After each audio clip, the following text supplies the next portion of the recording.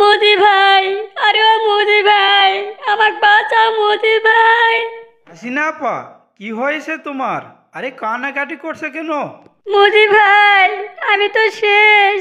তোমার দেশে আসলাম, মনে মনে ভাবছিলাম আমি হয়তো সারা জীবন তোমার দেশেই থেকে যাব, কিন্তু তার সম্ভব হবে না মনে হচ্ছে মোদি ভাই।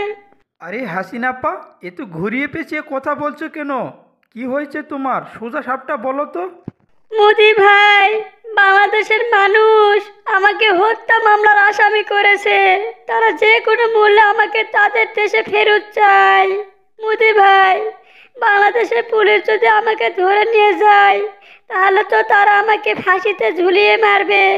মোদি ভাই, তুমি আমার জন্য কিছু একটা করো। ও আচ্ছা, এই ঘটনা তাহলে। হাসিনা আপা, এ নিয়ে তুমি কোনো চিন্তা ভাবনা করো না। বাংলাদেশের পুলিশ তোমাকে খুঁজেই পাবে না।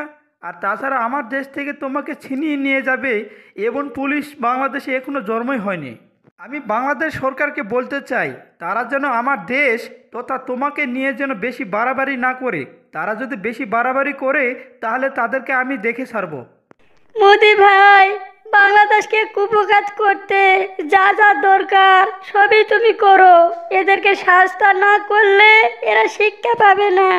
মোদি ভাই, আমার খুব ভয় করছে, এরা কখন যেন আমাকে তুলে নিয়ে যায়। হাসিনা আপা, তুমি একদম চিন্তা করো না। এদেরকে শাস্তি করতে যা দরকার তাই আমি করতেছি। সম্মানিত ভিউয়ার্স, আপনারা সবাই জানেন যে স্বৈরাচারী হাসিনার বিরুদ্ধে হত্যা মামলা দায়ের করা হয়েছে। এই মুহূর্তে হাসিনা ভারতে আত্মগোপনে আছে। ভিউয়ার্স, একজন খুনিকে ভারত আশ্রয় দিয়েছে। এই কাজটি কি ভারতে ঠিক হয়েছে তা কিন্তু অবশ্যই কমেন্ট বক্সে লিখে জানাবেন।